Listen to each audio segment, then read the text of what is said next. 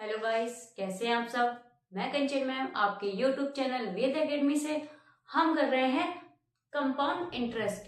कल मैंने आपको जो कंपाउंड इंटरेस्ट में क्वेश्चंस कराए थे फॉर 2 इयर्स पर जब हमें चक्रवृद्धि ब्याज निकालना हो, आज हम स्टार्ट कर रहे हैं 3 इयर्स पे जब सवाल 3 साल में पूछा जाए और हमें चक्रवृद्धि ब्याज निकालना हो तब हम कौन सा फॉर्मेट यूज करेंगे। आज मैं आपको पहले एक फॉर्मूला बताऊंगी इसी पे। फॉर 3 इयर्स जब सवाल पूछा जाए 3 साल 3 वर्ष पर हमें चक्रवृद्धि ब्याज निकालना हो तो हम कौन सा फॉर्मूला यूज करेंगे। तो हम कौन सा फॉर्मूला यूज करेंगे, 3r.r² स्लैश, ये बटे में नहीं है, ये स्लैश है, ठीक है, और इसे बोलते हैं आर क्यू, ठीक है। इसी फॉर्मूले से हम रेट को निकालेंगे। जैसे हमने सक्सेसिव में आर स्क्वायर वो 2r प्लस r² अपॉन 100 से निकाला था रेट को, वैसे ही 3 इयर्स पे हम 3r.r² स्लैश r क्यू, ठीक है, समझ में आया। जैसे फॉर एग्जाम्पल हम बात करें 4% पे, ये हमको रेट दे रखी है 4% फॉर 3 इयर्स। तो देखिए कैसे करेंगे, 3r हमको कितनी दे रखी है 4, तो हम ये लगाएंगे 4.4 का स्क्वायर स्लैश 4 का क्यूब, समझ में आ गया। तो कितना है ऐसे 12, 4 का स्क्वायर 16, समझ में आ गया, और स्लैश 64, 4 का स्क्वायर कितना होता है 16 और 4 का क्यूब कितना होता है 64, ठीक है। अब देखिए क्या करना है इसमें 12, सबसे पहले मैं आपको एक चीज बताना चाहूंगी इसमें कि यहाँ पे 2 अंक ही होने चाहिए, यहाँ 2 संख्या ही होनी चाहिए, और यहाँ पे भी 2 अंक होने चाहिए, 2 अंक होने चाहिए, 2 अंक होने चाहिए। सेम इसमें भी 2 संख्याएं होनी चाहिए, 2 संख्याएं। अगर इसमें 3 संख्या आ रही है तो 2 संख्या तो एग्जिट लिखी जाएंगी और जो तीसरी संख्या होगी वो यहाँ पर खिसक जाएगी।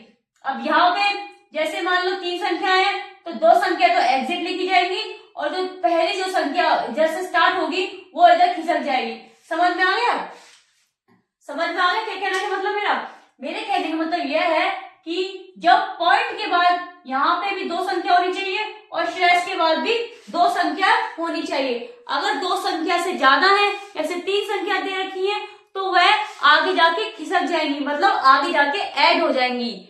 यहाँ जैसे हमने माना यहाँ 343 है और यहाँ पे 26.5 है, समझ में आ गया। तो ये संख्या तो सेम रहेगी और ये जाके संख्या यहाँ पे जाके ऐड हो जाएगी, तो स्लैश से कितना हो गया 86.64, तो कितना हो गया 64.68 स्लैश 43%, समझ में आ गया। अगर यहाँ 3 संख्या दे रखी है तो जो पहली संख्या होगी वो खिसक के आगे चली जाएगी और जो लास्ट की 2 डिजिट होगी वो एग्जिट सेम ही रहेगी। और सेम यही प्रोसेस इस वाले में भी है, r² में भी सेम यही प्रोसेस है। अगर 3 संख्या दे रखी हो और पहली वाली जाके खिसक के इधर आ जाएगी और 2 जो लास्ट की संख्या होंगी वो एग्जिट सेम रहेंगी। समझ में आ गया। ये बात बताइए, ये चीज आपको समझ में आया जो मैंने आपको भी समझाया, ये आपको समझ में आया कि यहाँ 2 संख्या होनी चाहिए, यहाँ 2 संख्या होनी चाहिए। अगर 3 है तो वो इधर जाके खिसक जाएगी और इधर जाके 3 है तो ये यहाँ पे जाके खिसक जाएगी, समझ में आ गया, आगे जाके ऐड हो जा रही है। समझ में आया।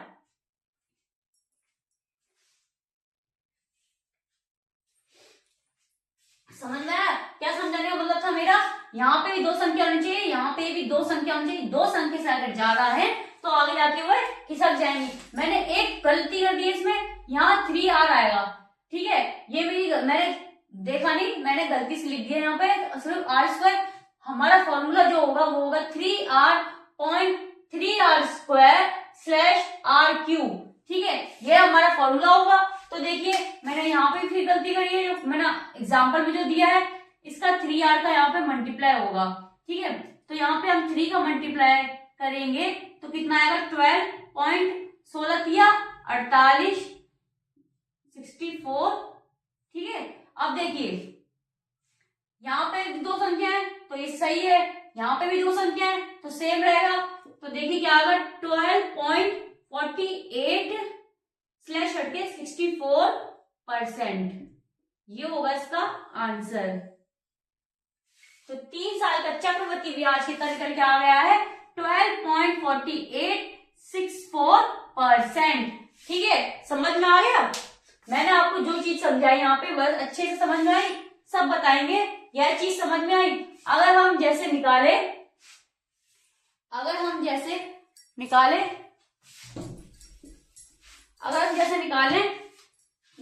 कि 6% का, हम 6% का 3 साल पे चक्रवृद्धि ब्याज, समझ में? तो लगाइए इसमें फॉर्मूला 3r.3r²/r³, तो 18 कितना हो गया 36, 6 का स्क्वायर कितना होता है 36, 36 और 36 और 3 कितना हो गया 36, और इसका क्या होता है 6 का क्यूब क्या होता है 216, तो 18.3 108 216। देखिए यही चीज आ गई सामने, मैंने आपको बताया पॉइंट के बाद 2 डिजिट होनी चाहिए, स्लैश के बाद 2 डिजिट होनी चाहिए। अब देखिए जब ऐसी दुविधा आ जाए तो हमें क्या करना है, देखिए कुछ नहीं करना है, देखिए लास्ट की 2 डिजिट सेम रहेगी, ठीक है, ये जो 2 है यहाँ खिसक के चला जाएगा, तो कितना हो गया 2 और 8 10 और 1 0 की जगह 1 आ गया, समझ में आ गया? 10 ऐड किया तो 2 आ गया 10 हो गया। अब देखिए भाई यहाँ भी 2 संख्या हो गई, यहाँ पे भी 2 संख्या हो गई, तो अब यहाँ 1 बचा, अब 1 हमारा खिसक के इधर आ गया, ठीक है, तो लगाइए पॉइंट और 9 और 1, यही होगा हमारा 3 साल का ब्याज, समझ में आ गया? ये खिसक के इधर आ गया तो ये 10 हो गया, तो 1 इधर आ गया, 2 संख्या इधर हो गई, 2 संख्या इधर हो गई, अब ये 1 बचा, ये 1 खिसक के इधर आ गया, तो यहाँ 9 हो गया, यहाँ 1 हो गया, सब बताएंगे आपको। ये बात समझ में आई? अब देखिए ऐसे 7% का निकाले हम, अगर 7% का हम निकालते हैं ब्याज तो कैसे होगा 3r.3r²/r³, ठीक है, 2 3 7 21.3 7 का स्क्वायर 49 सबको पता होगा, और 3 का क्यूब 343। आपको क्यूब और स्क्वायर 20 या 30 तक तो याद रखने हैं, तभी आप ये वाले क्वेश्चंस कर पाएंगे, ठीक है। देखिए इसका करा 9 किया 27 27 2 9 चौक 12 13 14 3 4 3। अब देखिए ये दोनों तो सेम रहेंगी, लेकिन ये 3 के साथ इधर चला जाएगा, तो कितना हो गया 7 3 10, एक कैरी लगी 5, 2 संख्या इधर आ गई, अब ये 1 बचा, ये 1 के साथ इधर चला जाएगा, तो कितना होगा 0.22%। परसेंट लगाना बहुत जरूरी है, समझ में आ गया? स्लैश हटके परसेंट लग जाएगा। ये क्या निकल के आ गया 7% का चक्रवृद्धि ब्याज, समझ में आया? जो मैंने आपको समझाया वो समझ में आया? 3 साल पे चक्रवृद्धि ब्याज कैसे निकालना है वह इस फॉर्मूले से निकलेगा, ठीक है। मैंने एग्जाम्पल 3 बताए और बताएं समझाने के लिए, चलिए और बताते हैं।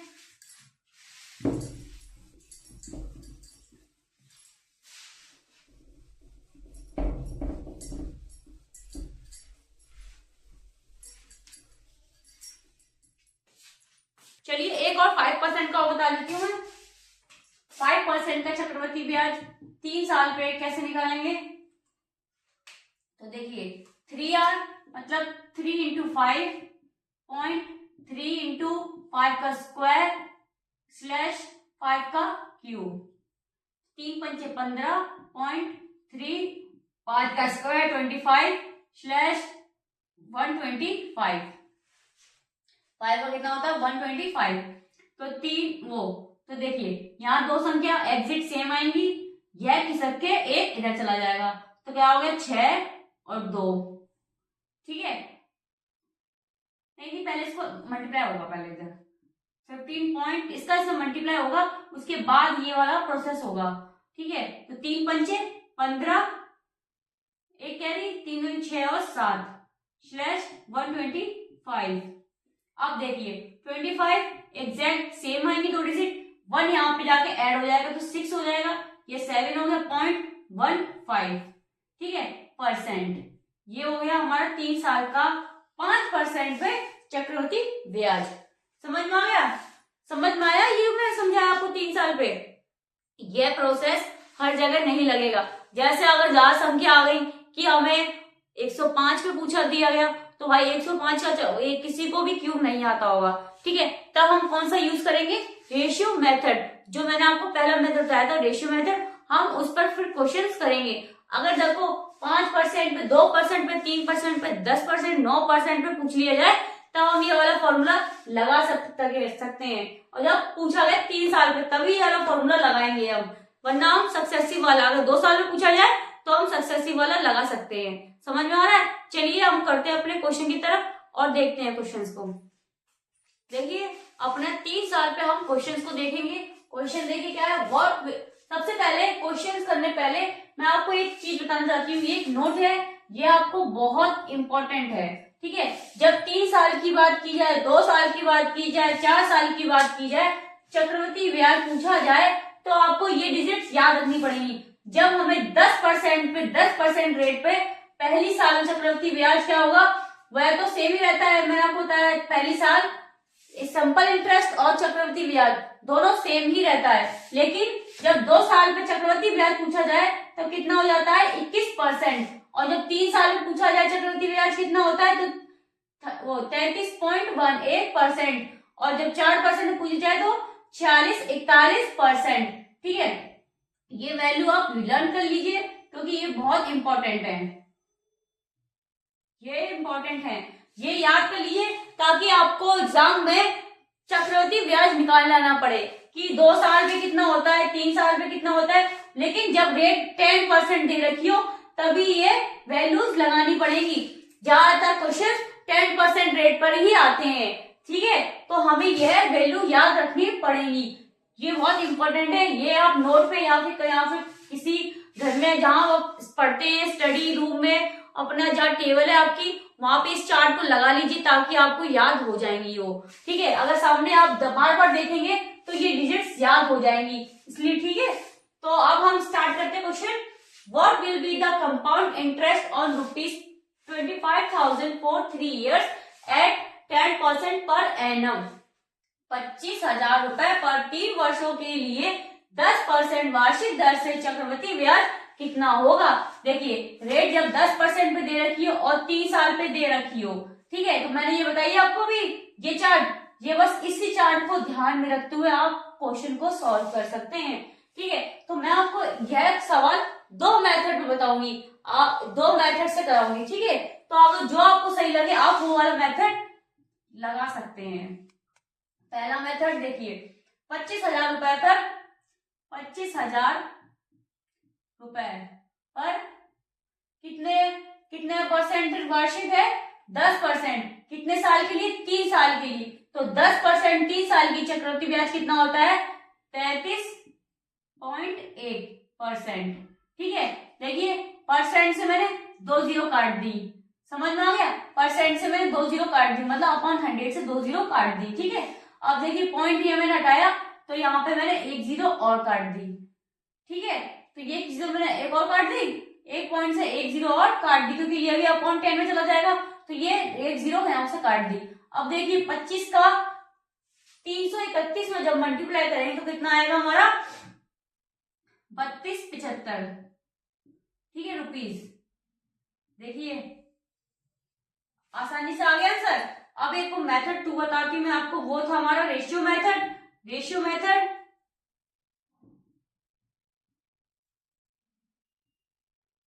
ठीक है, देखिए रेट हमें कितनी दे रखी है 10%, तो 1/10 कर सकते हैं उसका मैं 10% का 1/10 कैसे आया 10/100,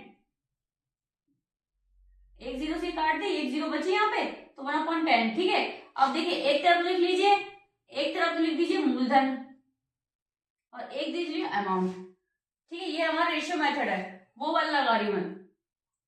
परसेंट वो मूलधन कितना है 10, अमाउंट कितना हो जाएगा 11, बताया था जब मूलधन पे ब्याज जुड़ता है तो वो मूलधन बनता है, ठीक है। अब देखिए कितना कितना वर्ष का दे रखा है 3 साल का, तो यहाँ लगाइए क्यू दोनों तरफ, तो कितना होगा टाइम का 1000, इसका कितना होता है 1331, दोनों का डिफरेंस कितना आ गया 331। अब आप देखेंगे इसमें जो रुपए मतलब जो वो रुपए दे रखे हैं वो कितने दे रखे हैं 25,000, तो देखिए 25,000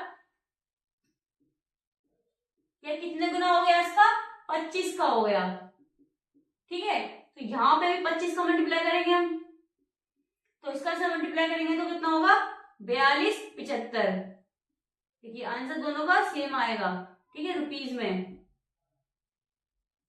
समझ में आ गया, दोनों मेथड मैंने आपको कराए हैं, आपको जो इजी लगे आप वो वाला अप्लाई कर सकते हैं, ठीक है। समझ में आ गया, चलिए आगे बढ़ते हैं। देखिए अपना अगला क्वेश्चन करते हैं। क्वेश्चन देखेंगे ₹21,000 is lent at 10% per annum compound interest for 3 years. Find the maturity amount. ठीक है, तो 21,000 रुपए 3 वर्षों के लिए 10% वार्षिक चक्रवृद्धि ब्याज पर उधार दिए जाते हैं, तो मूलधन ज्ञात कीजिए। देखिए हमें इसमें निकालना क्या है अमाउंट निकालना है, ठीक है, 3 वर्षों का अमाउंट निकालना है। तो मैंने अमाउंट का फॉर्मूला बताया आपको P+CI, तो मूलधन तो अपने आप का 100% होता है और CI हमारी इसमें कितना है 3 वर्षों का CI बताया था अभी मैंने, कितनी वैल्यू होती है 33.1%, समझ में आ गया। तो इसको ऐड करिए 1331.1%। अब देखिए कितने रुपए पर दिया रखा है ब्याज, देखिए 21,000 पर इंटू 133.1%, परसेंट से मैंने 2 जीरो यहाँ पर काट दिए, ये पॉइंट हटा तो 1 जीरो और कट गई, तो कितना आंसर आएगा हमारा 27,951, ये होगा हमारा आंसर, ठीक है। समझ में आ गया, तो मूलधन हमारा कितना निकल के आ गया है 27,951, समझ में आ गया। देखिए पहले हमने अमाउंट को फॉर्मूला लगाया है P+CI, तो मूलधन अपने आप का 100% होता है, तो CI कितनी दे रखी है 33.8%, दोनों को ऐड किया तो कितना आ गया 133.1%। देखिए 21,000 पर 133.1% से 2 जीरो काटे मैंने, पॉइंट से 1 जीरो काटा मैंने, 21 का मल्टीप्लाई जब 1331 में किया तो कितना आ गया 27,951, समझ में आ गया। आगे बढ़े, चलिए एक चीज और बताऊंगी मैं आपको, एक कॉन्सेप्ट को बताना चाहती हूँ, तब हम इस क्वेश्चन को आगे बढ़ाएंगे अपने। एक कॉन्सेप्ट देख लीजिए, कॉन्सेप्ट क्या है, जब क्वेश्चन में जब सवाल में अर्धवार्षिक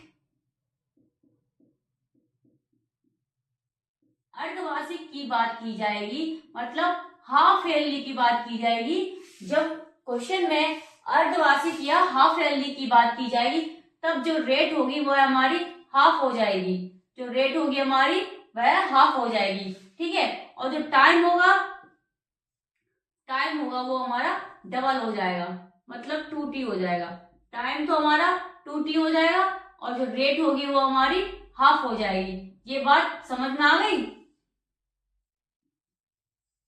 जैसे हम कहते हैं कि आप आपके पेपर कौन से आने वाले, तो कहते हैं छमाही के पेपर आने वाले, छमाही के पेपर आने वाले मतलब हाफ मतलब हाफ ईयरली, मतलब आधे साल के पेपर हमें आने वाले हैं। जैसे बात की जाए कि जैसे एक साल में कितनी छमाही होते हैं, तो एक साल में कितनी छमाही होते हैं 2, मतलब 6 मंथ और 6 मंथ, तो छमाही 2 हो गए, ठीक है। और जैसे अब 1.5 साल की बात की जाए, कितने छमाही होते हैं, तो 3 होते हैं, ठीक है, 3 बार होते हैं। समझ में आ रहा है क्या कहने मतलब है। अब ऐसे 2 की बात की जाए, कितनी छमाही होते हैं, तो 4 होते हैं, 6 मंथ 6 मंथ 6 मंथ 6 मंथ 4 बार हो गए। ऐसी आपको 2.5 साल की पूछ ली जाए, 3 साल की पूछ ली जाए, 3.5 की पूछ ली जाए, कितने छमाही होते हैं, तो वो कितना हाफ ईयरली कहलाता है, ठीक है। तो वहां पर रेट को आधे कर देते हैं और टाइम को डबल कर देते हैं। जैसे आपने किसी से पैसे लिए उधार, तो कहते हैं हाफ ईयरली में मैं आपको पैसे वापस कर दूंगा, ठीक है। आप जैसे 6 महीने में आपने पैसे वापस नहीं कर पाए, तो आप कहते हैं फिर हम 1 साल में आपको पैसे वापस कर देंगे, अभी थोड़ी दिक्कत है तो मैं आपको 1 साल के अंदर पैसे वापस कर दूंगी। तो आप उससे पैसे मांगने कितनी बार गए, 2 बार गए, क्योंकि पहले उसने छमाही का टाइम दिया था, तो आप 6 महीने बाद उससे पैसे लेने गए, फिर आप उसने कहा 1 साल बाद मैं आपको 1 साल के अंदर दे दूंगा, तो आप उसके पास दूसरी बार जब 6 महीने कंप्लीट हो गए, 6 महीने के बाद आप उससे पैसे लेने गए, तो आप मतलब 2 बार उसके पास पैसे मांगने गए। समझ में आ गया। तो ऐसे टाइम को हम डबल कर देते हैं। समझ में आ गया, टाइम 2 टाइम्स हो जाता है। समझ में आ गया। चलिए इस पर हम क्वेश्चन करते हैं, तब और अच्छे से समझ में आ जाएगा। देखिए छमाही पर क्वेश्चन देखेंगे हम एक बार। If interest is calculated on a half yearly compounding basis, find the compound interest on 8,820% per annum for 1 year। यदि ब्याज की गणना अर्धवार्षिक चक्रवृद्धि आधार पर की जाती है, तो 8,000 की राशि पर 20% वार्षिक दर से 1 वर्ष की चक्रवृद्धि ब्याज ज्ञात कीजिए। ठीक है, हमें निकालना क्या, अर्धवार्षिक चक्रवृद्धि पर। ठीक है, तो देखिए पहले हम रेट पर ध्यान देंगे। रेट हाफ हो जाएगी, मैंने आपको बताया था, तो 20 की कितनी हो जाएगी, 2 हो जाएगी। ठीक है, तो 10 आ गई, 10%। रेट हमारी कितनी हो गई, 10%। अब हम टाइम पे ध्यान देंगे, तो टाइम देखिए 2t होता है। देखिए कितना टाइम दे रखा है, 1 वर्ष का, तो 2 × 1 = 2। तो 2 साल का चक्रवृद्धि ब्याज मैंने आपको बताया था कितना होता है, 21%। वो चार्ट मैंने आपको कहा था याद करने के लिए, ताकि आपको बार बार निकालना ना पड़े। ठीक है, देखिए चक्रवृद्धि ब्याज 2 साल का कितना हो गया, 21%। ठीक है, अब देखिए कितनी रेट, कितना हमें कितनी राशि दे रखी है, 8,000 राशि पर 21%। परसेंट से मैंने यहाँ 2 जीरो हटा दिए हैं। जब 21 का मतलब 80 पे करेंगे तो कितना होगा, 0 8 16। ठीक है, रुपीस। तो हमारा वर्ष का चक्रवृद्धि ब्याज कितना निकल के आ गया है, 1680। ठीक है, ऑप्शन में देखेंगे, option B is correct. Clear है, समझ में आ गया। ये अर्धवार्षिक वाला रेट को हाफ कर देंगे, टाइम को डबल कर देंगे। ठीक है, समझ में आ गया। चलिए आगे देखते हैं। चलिए क्वेश्चन और देखते हैं। क्वेश्चन देखेंगे सब लोग एक बार। Find the compound interest on ₹10,000 for 1.5 year at 20% per annum interest payable half yearly. ठीक है, 10,000 पर हाफ ईयर मतलब 1.5 वर्षों में 20% प्रति वर्ष की दर से चक्रवृद्धि ब्याज ज्ञात कीजिए। ब्याज अर्धवार्षिक देय है। ठीक है, तो देखिए रेट देखें, 20% दे रखी है अपॉन 2, तो इतना हो गया 10%। टाइम को देखेंगे, टाइम कितना दे रखा है, 1.5 साल का। कितना दे रखा है, 1.5 साल का। 1.5 मतलब 1.5, 3 × 3, 2 × 2 1 3/2 इंटू 2 करेंगे तो कितना हो जाएगा, 3 वर्ष का छमाही हो जाएगा। समझ में आ गया। 1.5 साल में कितनी छमाही आती है, 3 आती है। ठीक है, तो 3 साल का चक्रवृद्धि ब्याज कितना निकल के आएगा, 33.1%। ठीक है, वैल्यूज याद करके रखना ताकि बार बार निकालने ना पड़े। उसके बाद कितना दे रखा है, राशि कितनी दे रखी है, 10,000 की।